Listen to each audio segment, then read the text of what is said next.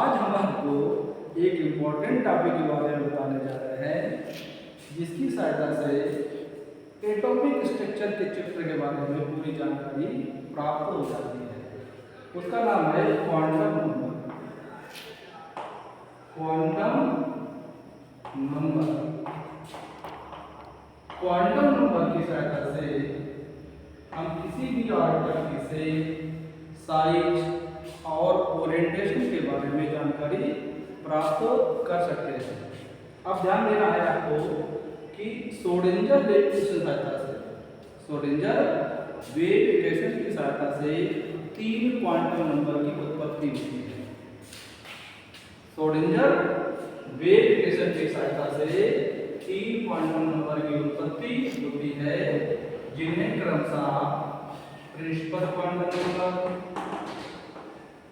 Principal quantum number, azimuthal quantum number, azimuthal quantum number और magnetic quantum number कहते हैं। Magnetic quantum number कहते हैं। कौन कौन से है?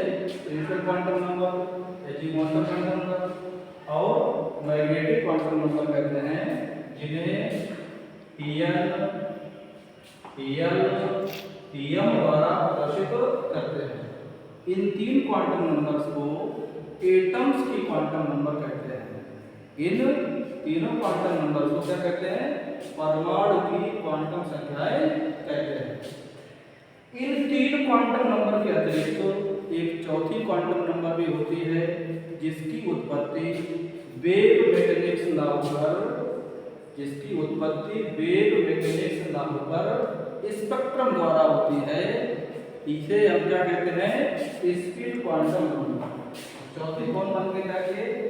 Spin quantum number. इसे हम एस से रिप्रेजेंट करते हैं। तो चार क्वांटम नंबर प्राप्त हो गई है।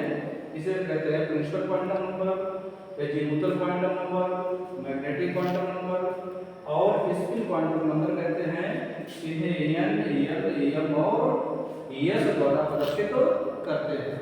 इन क्वांटम नंबर्स की सहायता से इसके द्वारा से साइज और ओरिएंटेशन के बारे में जानकारी करते हैं, जबकि स्पिन क्वांटम नंबर की सहायता से हम स्पिनिंग के बारे में जानकारी प्राप्त करते हैं, क्योंकि जब इलेक्ट्रॉन होता है तो न्यूक्लियस के चारों ओर घूमने के साथ साथ अपनी एक्सिस पर भी घूमता है। इसलिए इस क्वांटम नंबर की उत्पत्ति होती है, जिसे कहते हैं स्पिन क्वांटम नंबर कहते हैं। अब एक एक करके डिस्क्राइब करते हैं। पहले पढ़ते हैं प्रिंसिपल क्वांटम नंबर। इसे हिंदी में कहते हैं मुख्य क्वांटम संख्या कहते हैं। क्या कहते हैं? मुख्य क्वांटम संख्या कहते हैं। इस क्वांटम नंबर की सहायता से ऑर्बिटल की शेप के बारे में जानकारी प्राप्त होती है तथा न्यूक्लियस से बाह्य कक्षा में उपस्थित इलेक्ट्रॉनों के मध्य की दूरी का ज्ञान होता है। इसे एम से प्रदर्शित करते हैं। इनके मान अंग्रेजी के कैपिटल लेटर द्वारा प्रदर्शित किए जाते हैं। जैसे वैल्यू ऑफ एन देख लीजिए, value of N applied word. ठीक है भाई। अगर एक क्वांटम नंबर है ये बराबर 1 है तो के से होगी, अगर 2 है तो एल से होगी, 3 है तो एम से होगी, 4 है तो एल से होगी, 5 है ओ होगी, 6 है तो पी होगी और 7 है तो पी क्यू। ठीक है। अभी तक ध्यान देना, अभी तक प्राप्त एटम्स में क्वांटम नंबर की संख्या 7 तक स्थापित की जा सकती है, लेकिन एन के मान अनंत होते हैं। एन के मान अनंत होते हैं, लेकिन अभी तक जितने एटम्स आपको ज्ञात है उनमें केवल 7 तक मान स्थापित किए जा सकते हैं। 7 से अधिक नहीं खेल सकते हैं, लेकिन इसके मान होते इनफाइनाइट होते हैं, अनंत होते हैं, जिन्हें क्या कहते हैं K L M N O P Q R द्वारा प्रदर्शित करते हैं। अब इसी क्वांटम नंबर की सहायता से हम ज्ञात कर सकते हैं कि जो सेल है आपकी मुख्य सेल है के एन एम एन, इसमें अधिकतम इलेक्ट्रॉनों की संख्या कितनी होती है। किसी सेल में अधिकतम इलेक्ट्रॉनों की संख्या कितनी होती है। किसी सेल वाले कक्षा होता है सी डबल एल, कक्षा में अधिकतम इलेक्ट्रॉनों की संख्या कितनी होती है, की संख्या कितनी होती है, ये हम क्वांटम नंबर की सहायता से पता कर सकते हैं। तो अधिकतम क्वांटम संख्या क्या, अधिकतम इलेक्ट्रॉनों की संख्या ज्ञात करना है किसी भी सेल में, तो फार्मूला होता है 2n²। क्या फार्मूला होता है 2n² होता है। इसकी सहायता से किसी भी सेल में अधिकतम इलेक्ट्रॉनों की संख्या का ज्ञान किया जा सकता है। जैसे के सेल के लिए अधिकतम इलेक्ट्रॉन, के सेल के लिए मैक्सिमम इलेक्ट्रॉन अगर निकालने हैं आप वो दोनों क्वांटम संख्या से हम निकाल सकते हैं। फॉर्मूला लगा दीजिए 2n²। के सेल के लिए n का मान कितना है, 1 है आपका, 2 × 1 का स्क्वायर यानी कितना जाएगा। के सेल में अधिकतम इलेक्ट्रॉनों की संख्या 2 होती है। अब एल सेल में अधिकतम इलेक्ट्रॉनों की संख्या, एल सेल में मैक्सिमम इलेक्ट्रॉन, फॉर्मूला वही रहेगा 2n²। और एल सेल के लिए कितना मान दिया था आपने, 2 होता है एल का मान, तो फॉर्मूला हो जाएगा आपका 2 × कितना हो जाएगा आपका आ जाएगा 8। तो दूसरी सेल में अधिकतम इलेक्ट्रॉन की संख्या 8 होती है, पहले में 2, दूसरे में 8। अब तीसरी सेल देखते हैं जिसका नाम है एम सेल में अधिकतम इलेक्ट्रॉनों की संख्या, मैक्सिमम इलेक्ट्रॉन कितना हो जाएगा, फॉर्मूला आप ध्यान रखिए 2n²। इसका मान कितना हो जाएगा यहाँ पर 3 की पावर अगर 2 9 गया कितना 18। तो तीसरी सेल में अधिकतम इलेक्ट्रॉनों की संख्या 18 होती है। और चौथी सेल कौन सी हो जाएगी आपकी, एन सेल होगी, जिसका मान 4 होता है। तो एन सेल में मैक्सिमम इलेक्ट्रॉन, फॉर्मूला वही रहेगा 2n², 2 × 4 × का होल, तो ये कितना हो जाएगा 4 16। यानी चौथी सेल में अधिकतम इलेक्ट्रॉनों की संख्या 32 होती है। अब ध्यान रखना ये होता है जो एटम्स होता है उसकी पहले निरंतर संख्या बढ़ती है, इसके बाद निरंतर घटती रहती है। तो अधिकतम कितना हो जाए 32, उसके बाद 64 एटम नहीं होंगे, फिर 32, फिर 16, फिर 8, फिर 2 इलेक्ट्रॉन हो जाते हैं। इस प्रकार से मुख्य क्वांटम संख्या वेरी इंपॉर्टेंट होती है। तो आपसे क्या निकाल लिया आपने, इसका नंबर निकाल लिया, इसकी वैल्यू निकाल ली, और आपने किसी सेल में अधिकतम इलेक्ट्रॉनों की संख्या निकाल लिया। तो पहली सेल में अधिकतम इलेक्ट्रॉन 2 होते हैं, दूसरे में 8, तीसरे में 18, और चौथी सेल में अधिकतम इलेक्ट्रॉनों की संख्या 32 होती है। 32 के बाद फिर घटना प्रारंभ हो जाता है, 2 8 18 32 से 32 18 8 और 2 होती है। इसके बाद दूसरी क्वांटम संख्या आती है जिसका नाम होता है एजीमुथल क्वांटम नंबर। दूसरी क्वांटम नंबर कौन सी आपकी, एजीमुथल क्वांटम नंबर। इसे आपने कहा था एल से प्रदर्शित करते हैं। तो इस ऑर्बिटल की सहायता से हम क्या करते हैं, किसी ऑर्बिटल की शेप की, किसी ऑर्बिटल के शेप के बारे में जानकारी प्राप्त कर सकते हैं कि ऑर्बिटल का शेप कैसा होगा करके इसके बारे में जानकारी प्राप्त करते हैं और इसे एल द्वारा प्रदर्शित करते हैं। इसके मान विशेष तौर पर ध्यान रखना होता है, इसके मान एल के मान एन पर डिपेंड करते हैं। एल के मान किस पर डिपेंड करते हैं? एन पर डिपेंड करते हैं, जो 0 से लेकर n-1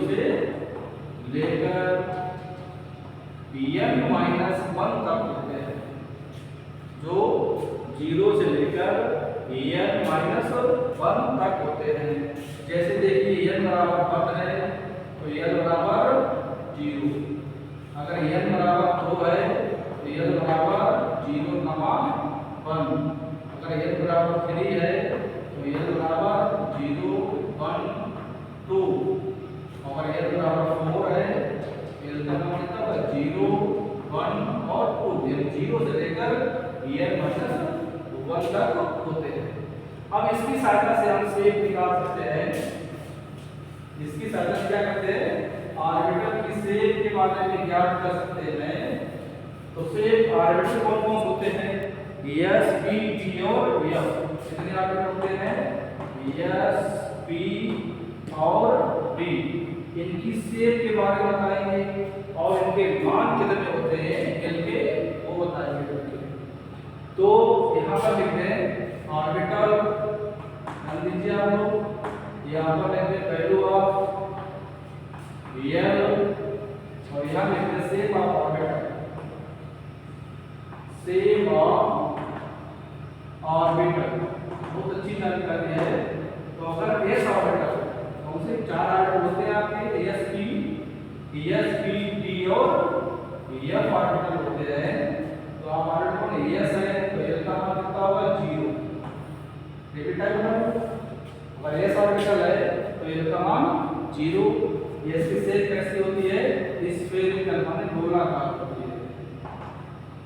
स्फेरिकल शेप होती है इसकी, यानी गोलाकार शेप होती है। S का मान कितना होगा? 0 होगा जाके, ठीक है। P ऑर्बिटल होता है, उसका मान कितना होता है? 1 होता है। और इसकी भी क्या शेप होती है? वो डम्बल शेप होती है, डम्बल यानी डमरू के आकार की होती है। ये स्फेरिकल हो गई, ये डमरू के आकार की शेप हो गई। जैसे इसमें 3 शेप बना सकते हैं, x y z बना सकते हैं। इसके बाद होती है D ऑर्बिटल होता है, इसकी वैल्यू होती है यानी 2 होती है। इसका जो शेप होता है वो डबल डबल होता है। ऐसा होता है, डबल डम्बल होता है। और यह ऑर्बिटल होता है, उसकी वैल्यू होगी D और इसका स्ट्रक्चर होता है, शेप होती है तो कॉम्प्लिकेटेड होती है, यानी जटिल शेप होती है जिसको बनाना मुश्किल होता है।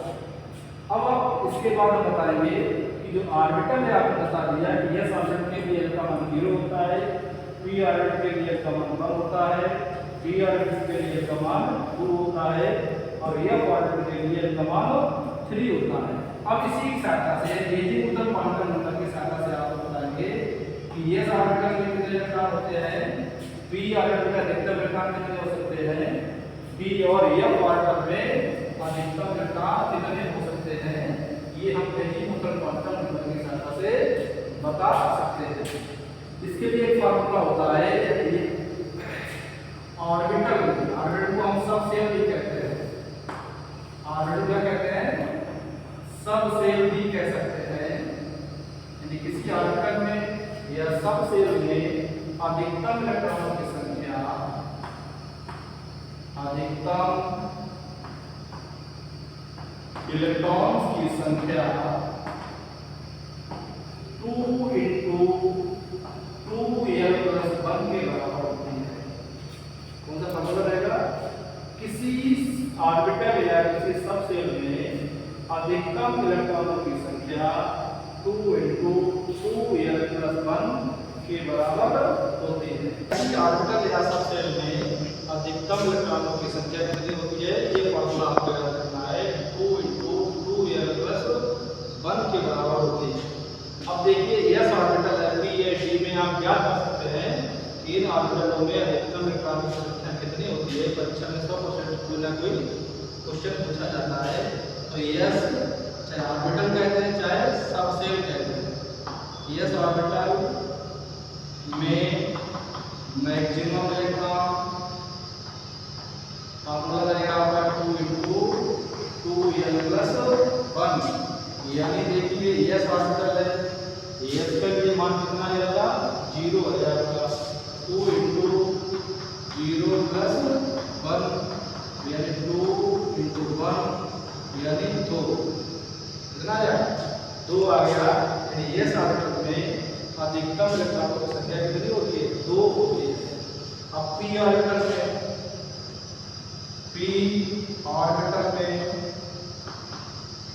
मैक्सिमम इलेक्ट्रॉन फॉर्मूला वही रहेगा 2 × 2l + 1, इसका मान कितना हो जाएगा p ऑर्बिटल के लिए आपने दिया हुआ है 1 होता है, तो 2 × +1 ये 2 × 2 + 1 ये 2 × 3 यानी 6। पी ऑर्बिटल में अधिकतम इलेक्ट्रॉनों की संख्या कितनी बताई है 6 होती है। यस ऑर्बिटल में 2 इलेक्ट्रॉन, पी ऑर्बिटल में कितने हो गए अधिकतम 6 इलेक्ट्रॉन होते हैं। अब डी ऑर्बिटल में अधिकतम इलेक्ट्रॉन निकाल लीजिए, डी ऑर्बिटल में अधिकतम इलेक्ट्रॉन निकालते हैं, फॉर्मूला आपका सेव करेगा। डी ऑर्बिटल में कितना मान हो जाएगा 2 हो जाएगा, एक का मान 2 × 2 × 2 + 1 यानी 2 × 4 + 1 यानी 2 × 5 10 यानी डी ऑर्बिटल में अधिकतम इलेक्ट्रॉनों की संख्या 10 होती है। और एफ ऑर्बिटल में अधिकतम इलेक्ट्रॉनों की संख्या एफ के लिए का मान कितना है 3 है आपका, तो यहाँ पर 2 × 2 एफ का मान 3 है और +1 है, तो 2 × 6 + 1 यानी 2 × 7 यानी 14, कितना है एफ ऑर्बिटल में अधिकतम इलेक्ट्रॉनों की संख्या 14 होती है। इस प्रकार हम एजीमुथल क्वांटम नंबर की सहायता से ये ज्ञात कर सकते हैं कि किसी ऑर्बिटल में अधिकतम इलेक्ट्रॉनों की संख्या कितनी होती है। तो आपने बताया कि यस ऑर्बिटल में अधिकतम इलेक्ट्रॉन 2, पी में 6, डी में 10 और एफ ऑर्बिटल में अधिकतम इलेक्ट्रॉनों की संख्या 14 होती है। ये हमने 2 क्वांटम नंबर की बारे में विशेष जानकारी दे दी।